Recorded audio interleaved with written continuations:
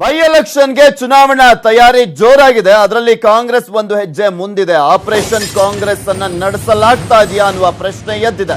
Siddu ಭೇಟಿಯಾಗಿದ್ದಾರೆ BJP ನಾಯಕ ರಾಜು ಕಾಗೆ ಅವರು. ಕಾಗವಾಡದ ಮಾಜಿ ಬಿಜೆಪಿಯ ಶಾಸಕರು ಕೂಡ ಹೌದು. ರಾಜು ಕಾಗೆ ಅವರು ಆ ಒಂದು ಕ್ಷೇತ್ರದಿಂದ, ಕಾಗವಾಡ ಕ್ಷೇತ್ರದಿಂದ ಅವರಿಗೆ ಟಿಕೆಟ್ ಅನ್ನ ಕೊಡ್ಲಿಕ್ಕೆ ಆಗೋದಿಲ್ಲ ಅಂತ ಹೇಳ್ತಿದ್ದ ಹಾಗೆ ಅವರ ಬಂಡಾಯ ಈಗ ಕಾಂಗ್ರೆಸ್ನತ್ತ ವಾಲ್ತಾ ಇದೆ. ಕಾಗವಾಡದಲ್ಲಿ ಬಿಜೆಪಿ ಟಿಕೆಟ್ ಕೈತಪ್ಪಿದಂತ ಹಿನ್ನೆಲೆಯಲ್ಲಿ ಬಿಜೆಪಿ ನಾಯಕರ ಮೇಲೆ ರಾಜು ಕಾಗೆ ಆಕ್ರೋಶಗೊಂಡಿದ್ದಾರೆ.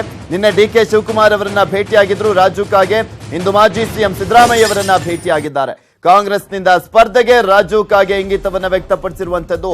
ಬಟ್ ಇಲ್ಲಿ ಇವರೆಲ್ಲರೂ ಕೂಡ ಅತೃಪ್ತರು. ರಾಜೀನಾಮೆ ಕೊಡುವಂತ ಸಂದರ್ಭದಲ್ಲಿ ಕಾಂಗ್ರೆಸ್ ನಾಯಕರು, ಜೆಡಿಎಸ್ ನಾಯಕರು ಹೇಳಿದ್ರು, ನಮ್ಮ ನಿಷ್ಠಾವಂತ ಕಾರ್ಯಕರ್ತರಿಗೆ ಟಿಕೆಟ್ ಕೊಡ್ತೀವಿ ಅಂತ. ಫೈನಲಿ ನೋಡಿ ಯಾವ ರೀತಿಯಾಗಿ ರಾಜಕಾರಣ ಚೇಂಜ್ ಆಗುತ್ತೆ ಅಂತ. ಇಲ್ಲಿ ಗೆಲುವೊಂದೇ ಮುಖ್ಯ.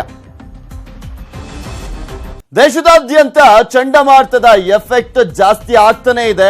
ಅದರಲ್ಲೂ ಕ್ಯಾರ್ ಆಯ್ತು, ಮಹಾ ಚಂಡಮಾರುತ ಆಯ್ತು.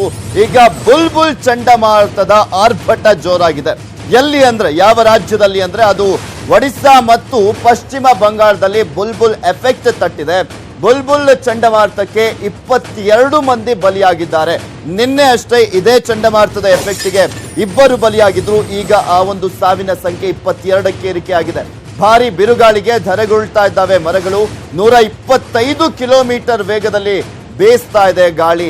ನಿನ್ನೆ ಅದರ ಪ್ರಮಾಣ ಕಡಿಮೆ ಇತ್ತು, 50ರಿಂದ 70 ಕಿಲೋಮೀಟರ್ ವೇಗದಲ್ಲಿ ಬೀಸ್ತಾ ಇತ್ತು. ಆದ್ರೆ ಅದರ ಪ್ರಮಾಣ ವೇಗ ಜಾಸ್ತಿ ಆಗಿದೆ. 125 ಕಿಲೋಮೀಟರ್ ವೇಗದಲ್ಲಿ ಬೀಸ್ತಾ ಇರುವಂತದ್ದು ಗಾಳಿ. ಕರಾವಳಿ ತೀರದಲ್ಲಿ ಭಾರಿ ಕಟ್ಟೆಚ್ಚರವನ್ನ ವಹಿಸಲಾಗಿದೆ. ಈಗ ಆಲ್ರೆಡಿ ಗಮನಿಸ್ತಾ ಇದ್ರೆ ಕ್ಯಾರ್ ಚಂಡಮಾರುತದ ಎಫೆಕ್ಟ್ ಯಾವ ರೀತಿಯಾಗಿ ತಟ್ಟಿತ್ತು, ಅದರ ಜೊತೆಗೆ ಮಹಾ ಚಂಡಮಾರುತದ ಎಫೆಕ್ಟ್ ಕೂಡ ಭಾರತಕ್ಕೆ ತಟ್ಟಿದ್ದಂಥದ್ದು, ಅದು ಕರಾವಳಿ ಭಾಗದಲ್ಲಿ. ಈಗ ಬುಲ್ಬುಲ್ ಚಂಡಮಾರುತದ ಎಫೆಕ್ಟ್ ನಿಂದಾಗಿ ಪಶ್ಚಿಮ ಬಂಗಾಳದ ಜನ ಆತಂಕದಲ್ಲಿದ್ದಾರೆ. 22 ಜನ ಸಾವನ್ನಪ್ಪಿದ್ದಾರೆ.